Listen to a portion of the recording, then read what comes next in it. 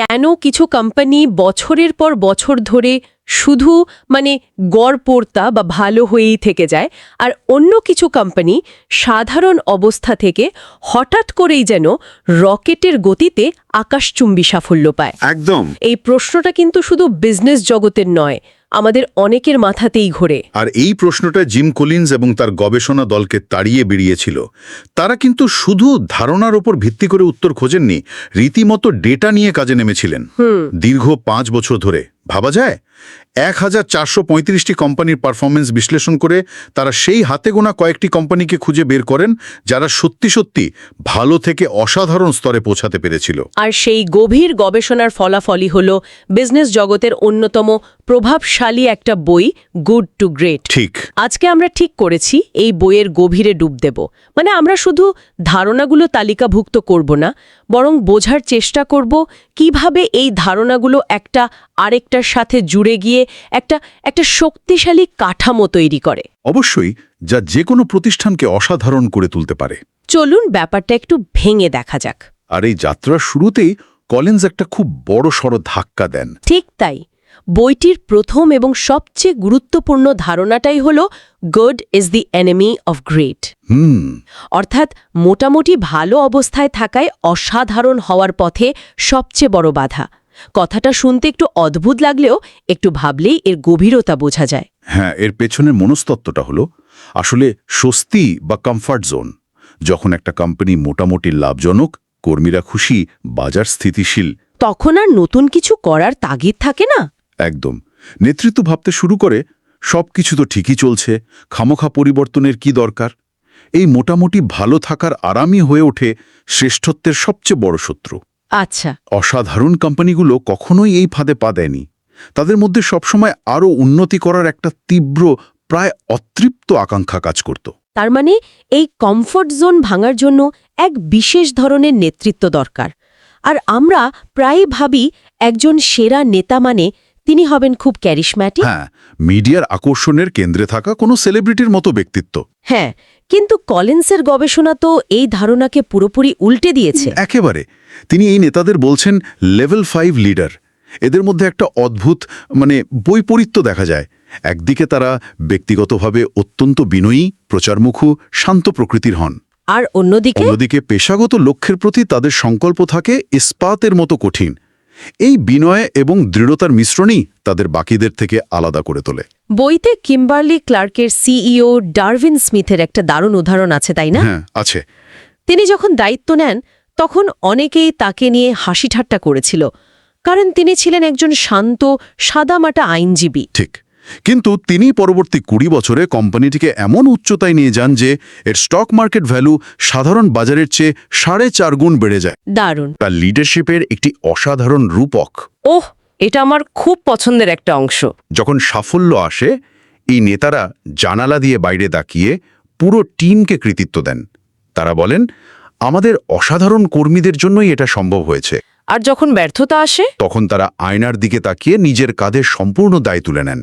ভাবেন, আমার কোথায় ভুল ছিল, আমি কি আরো ভালো করতে পারতাম। এটা তো প্রচলিত কর্পোরেট ধারণার ঠিক উল্টো, যেখানে সাফল্যের কৃতিত্ব নেতারা নেন আর ব্যর্থতার দায় চাপিয়ে দেওয়া হয় অন্যদের ওপর। একদম।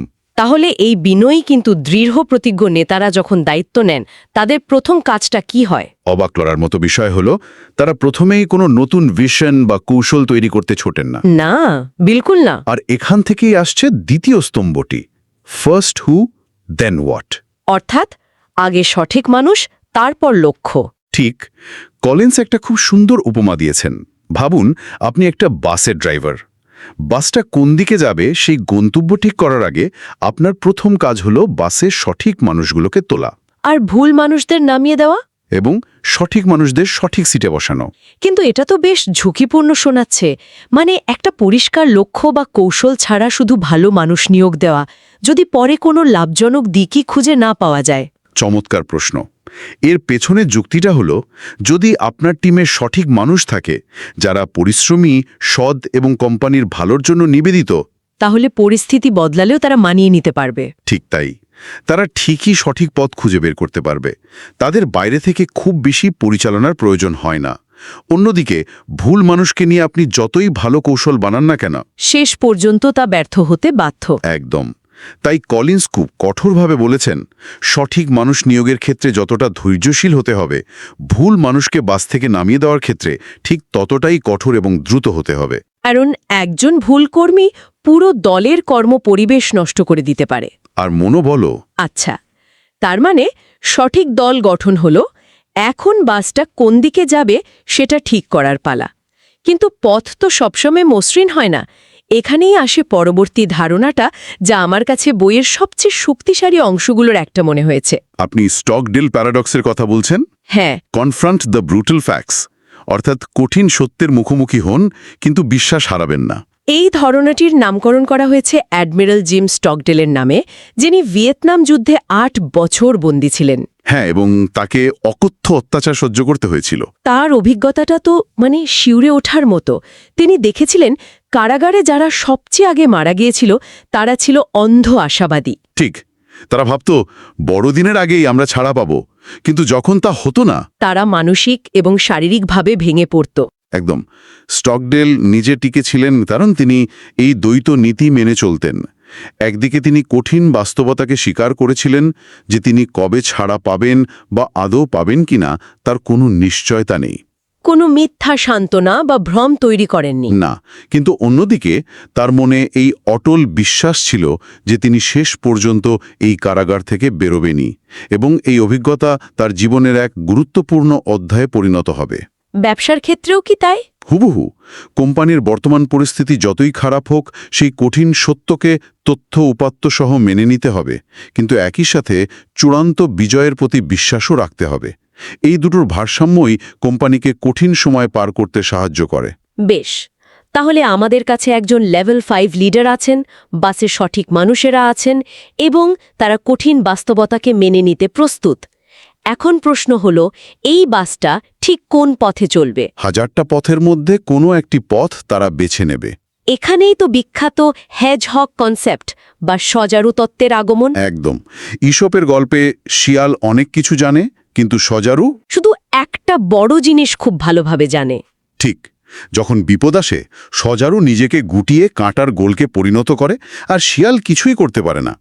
গ্রেট কোম্পানিগুলো সজারুর মতো। তারা অনেক কিছুর চেষ্টা না করে শুধু একটি মূল বিষয়ে সর্বোচ্চ গুরুত্ব দেয়, এবং সেটাতেই বিশ্বের সেরা হয়ে ওঠে। রাইট। আর সেই মূল বিষয়টি খুঁজে বের করার জন্যই তো 3টি বৃত্তের সে বিখ্যাত মডেলটি দেওয়া হয়েছে। হ্যাঁ, সেই 3টি বৃত্ত। কোম্পানিগুলোকে এই 3টি প্রশ্নের একটি সাধারণ উত্তর খুঁজে বের করতে হয়। প্রথমটা কি? প্রথমত, আপনি কোন কাজে পৃথিবীর সেরা হতে পারবেন। এটা শুধু আপনি কোন কাজে দক্ষ তা নয়, বরং বাস্তবসম্মতভাবে আপনার সেরা হওয়ার সম্ভাবনা কোথায় সেটা বোঝা। আচ্ছা, দ্বিতীয়টা?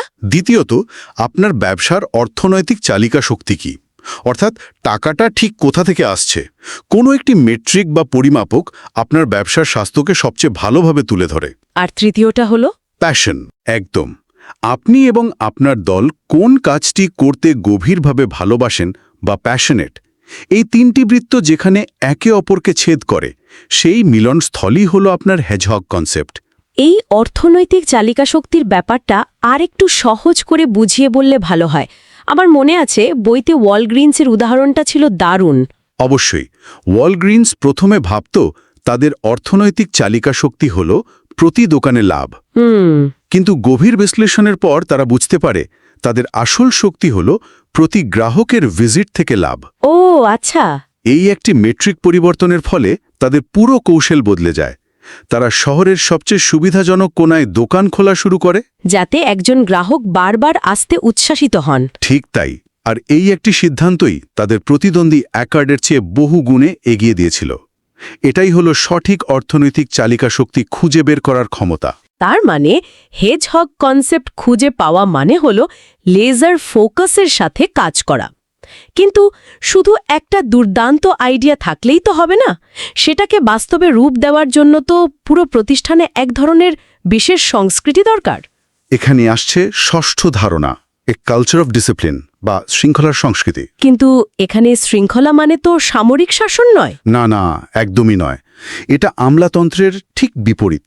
এটা এমন একটি পরিবেশ যেখানে আপনার কাছে শৃঙ্খলাপরায়ণ মানুষ আছে, ডিসিপ্লিনড পিপল, যারা একটি শৃঙ্খলিত চিন্তার উপর ভিত্তি করে কাজ করে ডিসিপ্লিনড থট, এবং শৃঙ্খলার সাথে সেই কাজ সম্পাদন করে, মানে ডিসিপ্লিন অ্যাকশন। অর্থাৎ এটা আগের ধারণাগুলোরই একটি স্বাভাবিক ফলাফল। কিভাবে? মানে যখন আপনার বাসে সঠিক মানুষ আছে তখন তাদের মাইক্রো ম্যানেজ করার দরকার হয় না। ঠিক।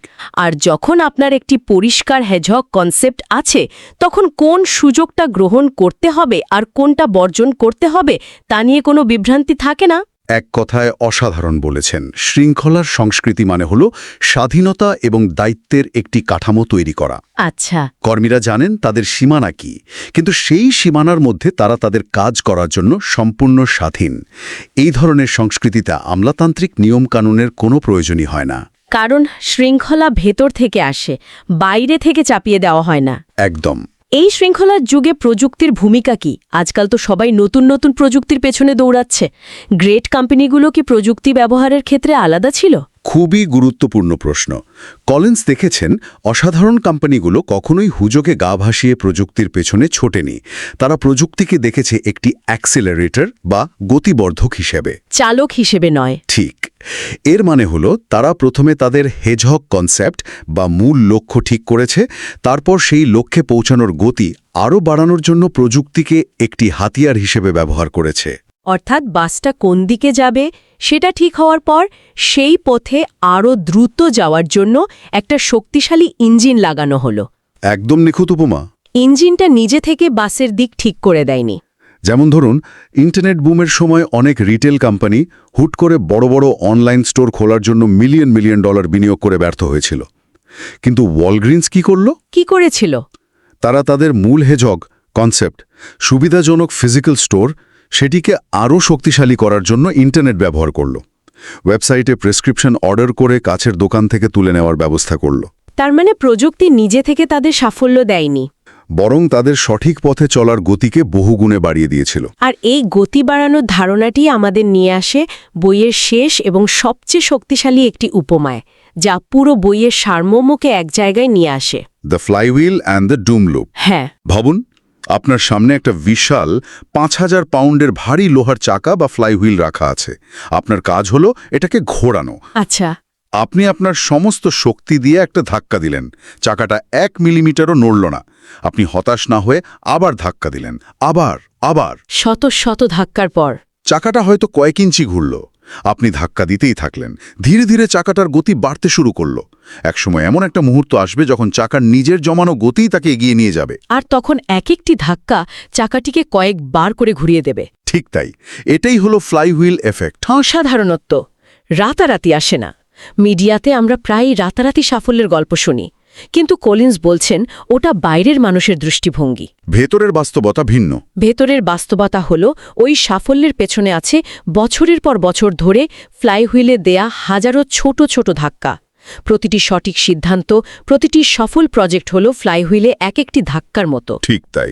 আর এর বিপরীত চিত্রটি হলো ডুম লুপ বা ধ্বংসের চক্র। হ্যাঁ, যে কোম্পানিগুলো শর্টকাট খোঁজে, বারবার নেতৃত্ব বা কৌশল পরিবর্তন করে, কোনো ধারাবাহিকতা রাখে না, তারা এই চক্রে আটকে যায়। তার একটা বড় পদক্ষেপ নেয়, রাতারাতি ফল আশা করে, হতাশাজনক ফল পেয়ে আবার দিক পরিবর্তন করে, নতুন নেতা নিয়ে আসে, নতুন কৌশল ঘোষণা করে, এবং এই চক্র চলতেই থাকে, যা তাদের একসময় হারিয়ে যেতে বাধ্য করে। তাদের ফ্লাইহুইল কখনোই গতি পায় না।